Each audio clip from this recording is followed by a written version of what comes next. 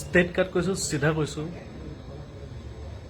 যে যি ঘৰতে আছোঁ বৰ্তমান বহুত খঙত আছোঁ। যি নহওক 13 ছেপ্টেম্বৰত মই দাদাক লগ পাইছোঁ, কথা পাতিছোঁ জুবিনদাৰ লগত।